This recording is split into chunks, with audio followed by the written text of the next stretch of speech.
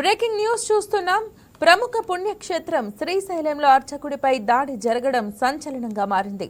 శ్రీశైలం ఆలయంలో అర్చకుడిగా విధులు నిర్వహిస్తున్న అమర్నాథ్ పై గుర్తు తెలియని దుండగులు దాడికి తెగబడ్డారు.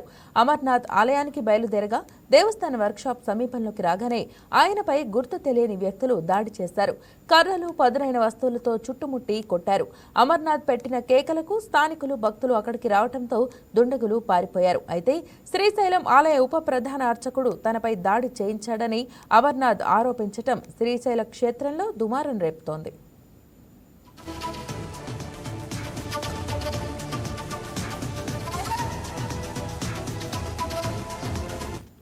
ఈ అంశానికి సంబంధించి మరింత సమాచారం మా ప్రతినిధి మురళీకృష్ణ అందిస్తారు.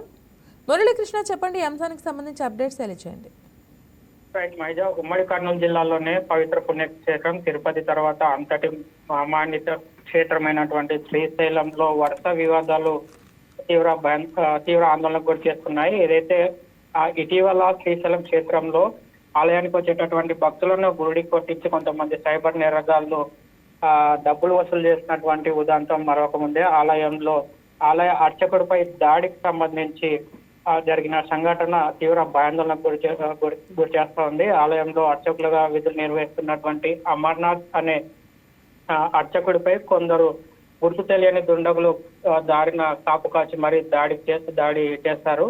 అయితే అమర్నాథ్ ఎప్పటిలాగే విధుల్లో భాగంగా ఆలయానికి వెళ్తున్న నేపథ్యంలో పక్కా ప్రణాళికతో పెచ్చు వేసి కాపు కాసి అమర్నాథ్ వెళ్తున్నటువంటి దారిలో కొందరు గుర్తు తెలియని దుండగులు అమర్నాథ్ ఆలయం వర్క్షాప్ దగ్గరికి చేరుకోగానే ఒక్కసారిగా మూకుముడిగా చుట్టుముట్టి దాడి చేసినటువంటి పరిస్థితులు పొంది కర్రలు, పదునైన వస్తువులు, ఏదైతే కత్తెరకు సంబంధించినటువంటి తదితర వస్తువులతో అమర్నాథ్ పై దాడి చేసి తీవ్రంగా గాయపరిచారు. ఈ నేపథ్యంలో దాడి చేస్తున్న సమయంలో అమర్నాథ్ అనే అర్చకుడు గట్టిగా కేకలు వేయడంతో చుట్టుపక్కల వారంతా కూడా ఆ ప్రాంతానికి రావడంతో దుండగులు అక్కడి నుంచి పారైనటువంటి పరిస్థితి నెలకొంది. అయితే దీనికి సంబంధించి అమర్నాథ్ స్థానిక ఆలయం సమీపంలో ఉన్నటువంటి ఆసుపత్రిలో చికిత్స తీసుకున్నారు.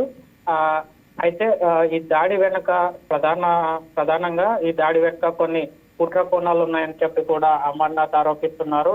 కావాలనే కుటుంబ కలహాల నేపథ్యంలో కొంతమంది ఈ రకంగా దుండగుల చేత దాడి చేయించారని చెప్పి కూడా ఆరోపిస్తున్నటువంటి పరిస్థితి నెలకొంది. మారణ ఆయుధాలతో దాడి చేయడంతో అమర్నాథ్ కు బలమైన గాయాలు అయ్యాయి. ఈ నేపథ్యంలోనే ఆలయం సమీపంలో ప్రథమ చికిత్స తీసుకున్న అనంతరం మెరుగైన వైద్య చికిత్సల కోసం అటు నంద్యాల ప్రభుత్వ ఆసుపత్రికి వెళ్ళినట్టుగా సమాచారం అందుతుంది. అయితే పోలీసుల విచారణలో భాగంగా అమర్నాథ్ పలు కీలక అంశాలను వ్యక్తపరిచారు. ఏదైతే తనపై దాడి చేసిన కొంతమంది ఏదైతే దుండగులు ఉన్నారో వారిని ఆలయంలో ఉప ప్రధాన అర్చకుడైనటువంటి స్వామి తనపై ఈ విధంగా దాడి చేయించారని చెప్పి ఆరోపించడం అనేది పెను దుమారంగా మారింది. మైజర్ రైట్, అంటే ఈ అంశానికి సంబంధించి ఏమన్నా పోలీస్ కేసు ఏమన్నా ఫైల్ చేయడం జరిగిందా? కంప్లైంట్ ఏమన్నా ఇవ్వడం జరిగిందా అమర్నాథ్? అయితే అమర్నాథ్ తెలిపిన వివరాల మేరకు పోలీసులు అయితే అతని స్టేట్మెంట్ రికార్డ్ చేసుకున్నారు. అయితే ఇతను వైద్య చికిత్సలు చేయించుకొని వచ్చిన తర్వాత అతను ఇచ్చినటువంటి ఆధారాల మేరకు పోలీసులు కేసు నమోదు చేసే అవకాశం ఉంది. ఇప్పటికైతే ఎలాంటి కేసు నమోదు చేసుకోకపోగా ప్రస్తుతం అతను వైద్య చికిత్సల నిమిత్తం ఇతర ప్రాంతానికి వెళ్ళిన నేపథ్యంలో వచ్చిన తర్వాత అతను ఇచ్చినటువంటి ఫిర్యాదు మేరకు కేసు నమోదు చేసి ఎవరైతే దాడి చేయించారో లేదా దుండగులే కావాలని దాడి చేయించారన్న కోణంలో కూడా పోలీసులు విచారణ చేపడుతున్నారు ఇప్పటికే మైజా. కాకపోతే ఆలయంలో విధులు నిర్వహిస్తున్నటువంటి అర్చకుడి పైన దుండగులు దాడి చేయాల్సినటువంటి అవసరం ఏముంటుందని చెప్పి కూడా కొన్ని ప్రశ్నలు తలెత్తుతున్నాయి.